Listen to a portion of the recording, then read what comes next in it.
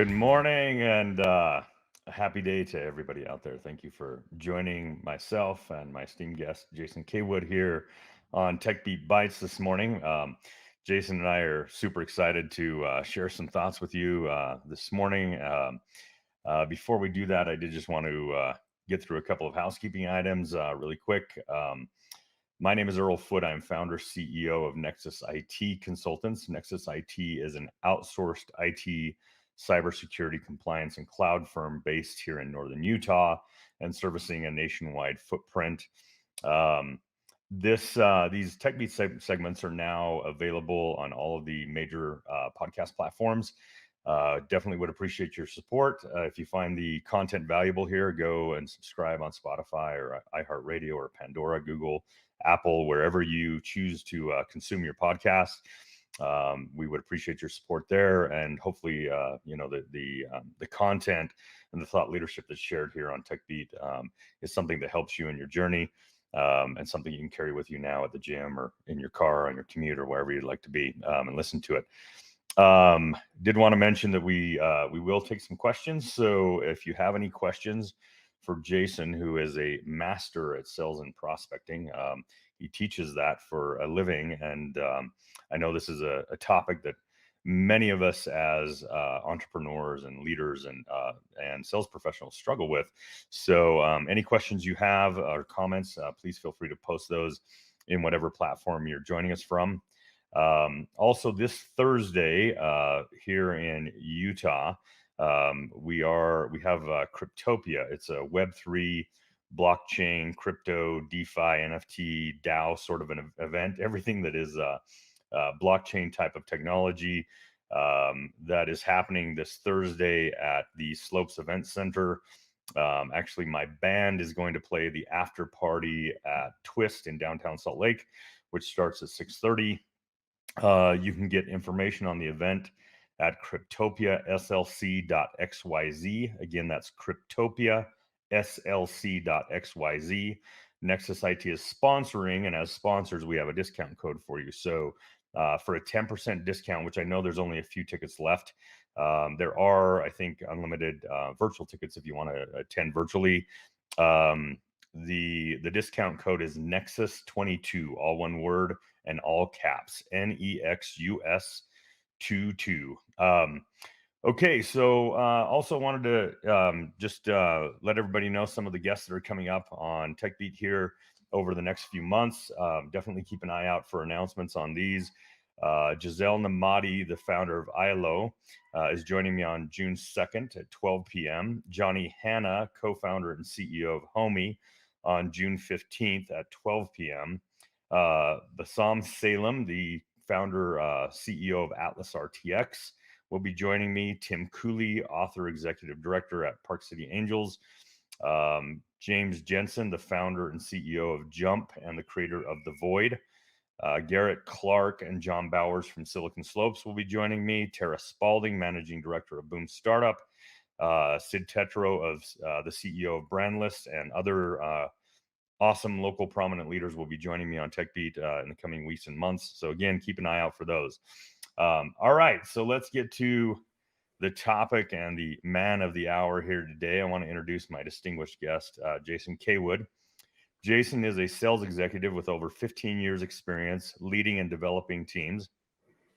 He was also a client of Sandler Training for over 12 years, where he experienced the transformational impact of the Sandler System on his personal and professional journey. He has built territories and teams from the ground up all over the country, regularly outgrowing the market by 4 to 7x. Jason is a proud native of Utah and loves helping others reach their maximum potential. All right, Jason, welcome, buddy. I really appreciate you being here with us for this segment of TechBeat. No, my pleasure. And again, thanks so much for having me.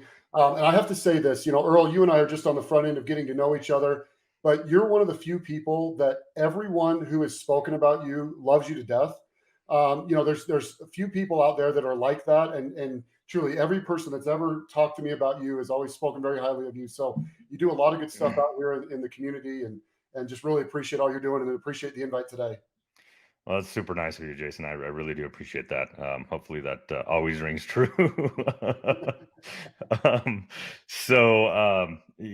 Jason, first of all, I'm going to give you the forum here, but I want you to just kind of fill the audience in a little bit on your journey and how you got to where you're at now and why this, sort of topic's important to you. And then let's just begin to dive in. So, topic is your prospecting plan or lack thereof is costing you millions. As an entrepreneur who's been at my journey for nearly 2.5 decades, I can tell you this is 100% accurate. And in fact, the most of the first decade of my entrepreneurial journey, I was not adequately focused on sales and marketing and prospecting, and certainly that hampered the capabilities of my business to grow. So this is something that I've had to learn, something I've had to teach our team, something that we've had to instill as part of our culture throughout our journey. And I'm looking forward to have you share your knowledge and your thoughts with everybody. So let's do a quick intro and then maybe dig into why this topic's so important and some of the things that some of the lessons you've learned in your process. Sure. No, again, really appreciate the opportunity. And so yeah, my journey, my first job out of college was in finance, made a change, and my next company was a job in sales. And I'll be 100% honest with you, I was terrible. It did not go well on the front end, but I enjoyed it and stayed at it. And we moved around the country to four different states around this great country. And when I got to North Carolina, I joined a new company with that move. And about that time, I thought, man, I really want to invest in myself. I want to help myself get better. And my boss at the time, I'm looking around for different options and what can I do? And he said, hey, have you ever heard of this Sandler Training? I'm hearing a lot about it on the radio. So I looked into it and found somebody there in Charlotte and became a client. Earl, I did not have the money to do that. I'll be very upfront about that. It was a stretch to make that investment, but I'm so glad that I did. I remained a client for 12 years, 6 years in their sales training program, and it helped me become a top performer at our organization. Then I shifted over to become a sales director, and for those 6 years, I was in the sales management and leadership program, and it was phenomenal. I learned so much about communication and properly serving clients and everything, and it was life changing. Those 6 years as a sales director, our team went from 20 million in revenue to 150 million. So rode the rocket ship, learned a lot. And I'll tell you one thing I've learned the longer I'm in sales is those that are interested in being the best that they can be always have a plan. They always have a system. And the longer I'm in this, the more that rings true. And I want to emphasize something here. Um, Not everybody is interested in being their best. It breaks my heart to think that and to say that, but that's what I've come to learn. Some people are okay in a comfort zone of just, doing what they've always done. And yes, most people out there, they've never put together a plan, they've never put together a system, but they're still doing okay, and they're fine with that. So what we're going to talk about today is for those that are interested in being their best and maximizing their opportunity and what they're capable of. One thing I've seen and watched over the years is there's something can happen to individuals or companies where things are going well, so they don't look for other opportunities to continue to improve. Right? My uncle, who had a great career in sales and marketing for a global multi-billion-dollar organization, when I was a teenager, he said, Jason, I've seen companies leave millions on the table because things are going well. And that stayed with me, even though I had never even done sales by that point, but it stayed with me. So what we're going to talk about today is how do you develop a prospecting plan to ensure that you're capturing every opportunity out there, you're capturing the right types of opportunities, that you are utilizing your time as effectively and efficiently as possible. So as you said, I'm very passionate about this. I love talking about it and love helping people out any way that I can. So looking at prospecting, one thing I want to share, I'm very fortunate with the colleagues that I have at Sandler. I'm able to talk to and learn from people that are literally top trainers and coaches in the world, top salespeople in the world. And one of the common threads is that they execute a prospecting plan every day and every week. In Sandler, we call it a cookbook, right? Because if you take a recipe out of an actual cookbook, you know, all right, if I put in this much milk, this much flour, this much sugar, this many eggs, this much butter, you're going to get a cake. It's no different in sales. If you can look at your plan, well, hey, I need to get this many new clients. Let me go ahead and reverse engineer that all the way down to the bottom of, well, for me to do that, I've got to make X amount of cold calls per day. I've got to have X amount of networking one-to-ones. I've got to do X amount of free talks out in the community, whatever it is. And as you can imagine, everybody's mix is a little bit different, but finding that mix and sticking to it no matter what. You know, we were talking a little bit earlier about one of the traps that we can all fall into, and I'll raise my hand because I've fallen into it. We prospect. We fill up our pipeline. We get in all these great, opportunities. We bring on some new clients, and now we're, focused on getting them up and running and onboarding, and we let prospecting go by the wayside. And what happens? Our pipeline dries up. So now we get those clients up and running, and we turn around and there's nothing to work on. There's nothing to focus on. So now we've got to go. So I've seen that, and I've experienced it, where it's this constant up and down of prospect hard, get some new clients, get them onboarded, and pipeline goes dry. Start again, prospect like crazy, fill up the pipeline, get some new clients. So that's one mindset I want you to take away from today is prospecting should be a non-negotiable. It should be happening regardless of what's going on with new clients, with existing clients. You should always have, again, I'm going to keep using that term cookbook. There should always be a cookbook that you are executing. You know, I got to do this many of this activity with this frequency, per day, per week, whatever that may be. So I want to share with everybody a specific model that we teach our clients. And it's called the CARE model, all around prospecting, and it's CARE with a K. K stands for keep, A stands for attain, R stands for recapture, and E stands for expand. And here's the question that you want to ask yourself for each one of those quadrants. What is the behavior I should be engaging in, and with what frequency, to keep my existing clients, to attain new clients, to recapture former clients, and to expand existing clients? So let me dive into these a little bit. First of all, I've yet to meet a company that is fully maximizing all four quadrants when we start talking together and working together. They're at a minimum leaving one out, but usually two. And that doesn't mean they're not thinking about it, but they just don't have a specific plan for those quadrants. Everybody's thinking, hey, listen, we really should go and capture some of our former clients, but they're not doing anything for it, right? There's no specific plan. So with that being said, looking at the keep, let's talk about that for a second. Looking at keep, what are the things you need to do to keep your top clients, right? Maybe it's looking at the clients that are giving you 80% of your business, right? 80-20 rule. So what are the things that you're doing? How many clients per week? That could be, hey, I'm going to make 5 phone calls a week.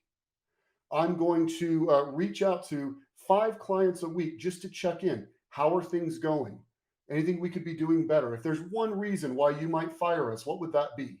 Right? Having those conversations in an effort to keep their existing relationship as it is. Let's go to attain. Attain is all about finding new clients. What does that entail? That is, asking for referral introductions. That could be cold calls. That could be LinkedIn outreach. That could be, networking one-to-ones, things like that. Okay. So as you are building that plan, thinking to yourself, yeah, what's it going to take? Where are you strongest? If you're starting a new sales role, you might need to just kind of do everything and get a feel for what you're doing. Okay.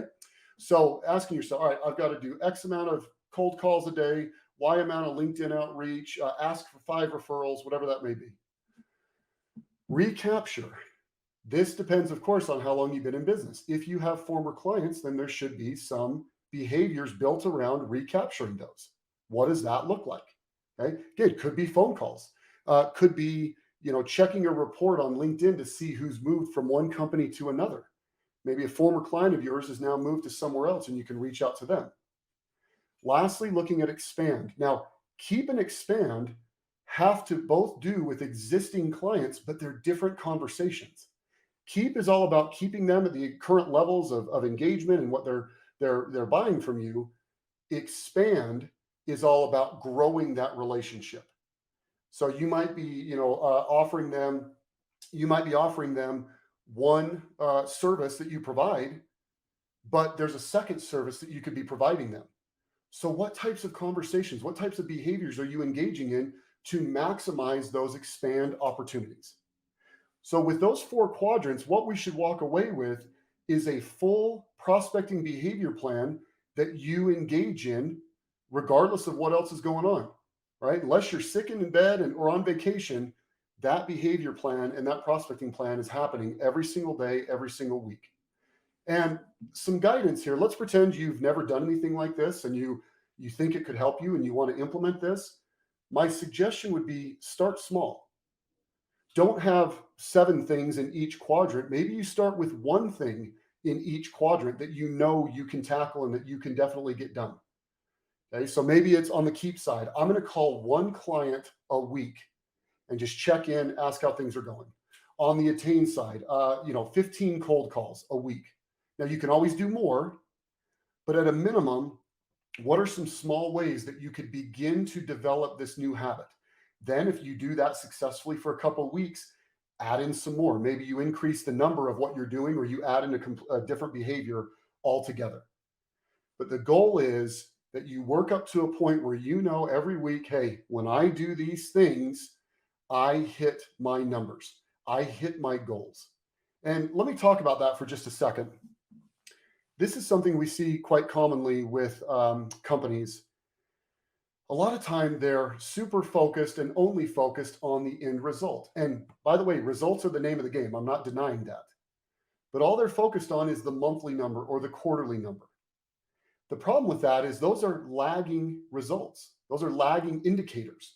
So by the time you know what the number is for May, May's over and there's nothing you can do about it. What we found is when people drill down and they build that behavior plan that they know will eventually lead to the results, those are called leading indicators. So let's pretend you created a behavior plan that you know will get you there.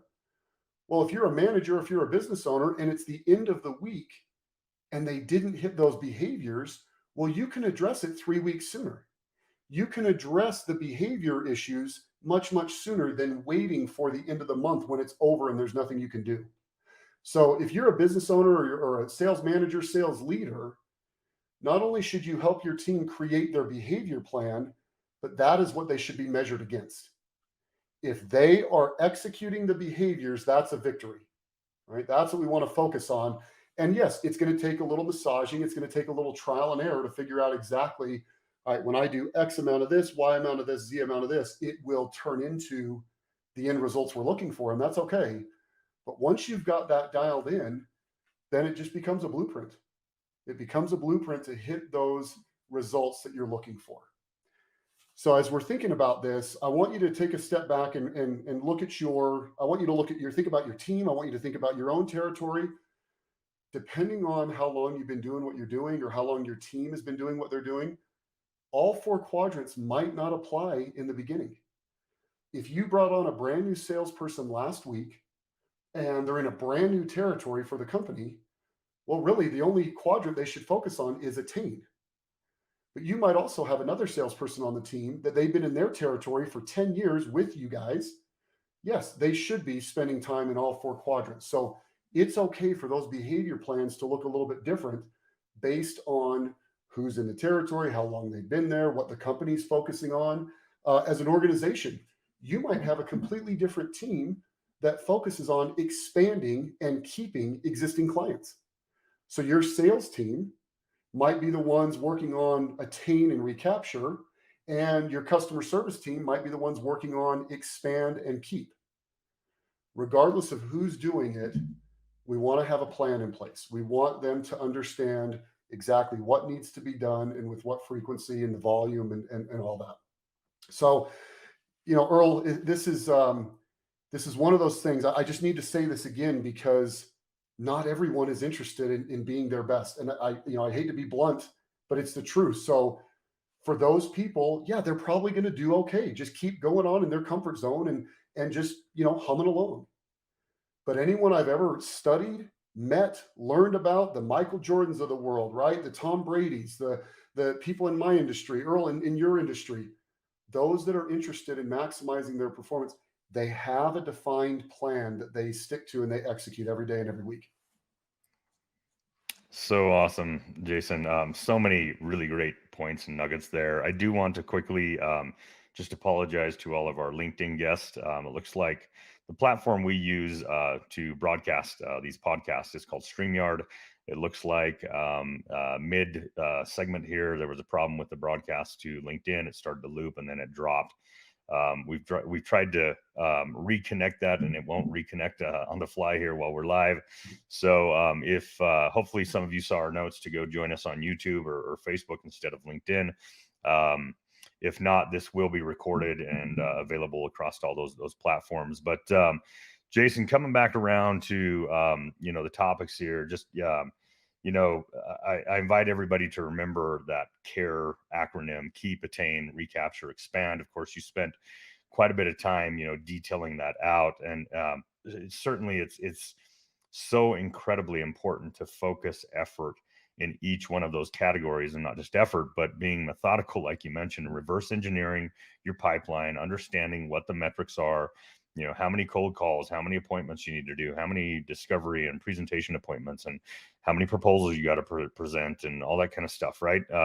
In order to back into your the numbers you need out of your pipeline, right? And then you talked about the cycle of which, yes, that is my dog over there on the couch behind me. Allie's making a cameo. Hey, Allie, Hey, they're learning too. It's good. It's good. Anyways, you talked about the repetitive cycle, and I can tell you we see that, and I've seen it throughout my 2.5 decade journey so commonly with sales professionals, or just any startup. The co-founders are generally the rainmakers, right? They are the salespeople in those early days, and you see that same repetitive cycle happen when you prospect your heart out, you fill your pipeline, and then you spend all your effort on closing those opportunities, and then your pipeline's dry when you finish and close out those opportunities. And oftentimes, depending upon the product or service that you're selling, if it's not something that's simple, quick, and transactional, to refill that pipeline and to start closing more opportunities again out of that pipeline, it can take months. And I see a lot of salespeople habitually lose their jobs in that process. They come on in that attain category. They start prospecting, they fill their pipeline up, they look good out the gate, they start closing some good business, and then they go dry for 3, 6, 9 months, and they're working hard to fill the pipeline again. But a lot of employers don't have the patience, nor frankly do they have the means by which to keep those people employed if they're not bringing revenue to the business. And so I see this as a huge mistake that is made by sales professionals, very, very commonly, is to not be methodical about making sure that they are putting adequate effort into that attain category all the time, every day. You've got to be doing activity. And even myself, I do, as a founder, CEO, again, almost 2.5 decades in, every day I have activity that is in my attain category, that's in my expand, in my keep categories, some in recapture, and we talked about that. That's something we need to do better at, honestly, at Nexus IT, in that recapture category, and be more intentional about.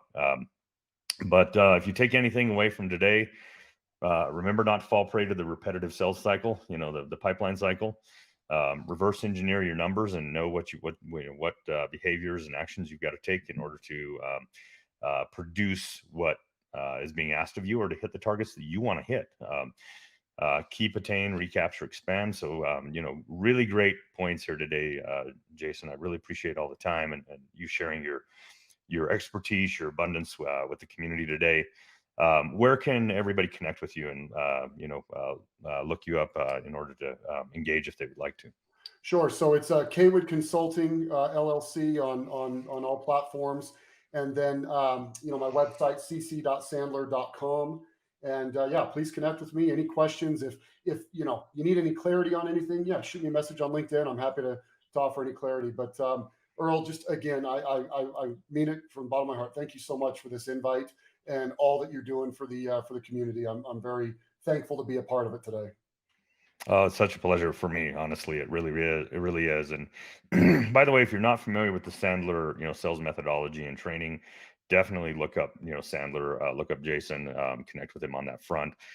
It is something that we have used in Nexus IT and continues to be part of our sales process. And really great instructional tools and a lot of help that can be given to sales teams or even just founders that are looking to get their ventures up and running and off the ground.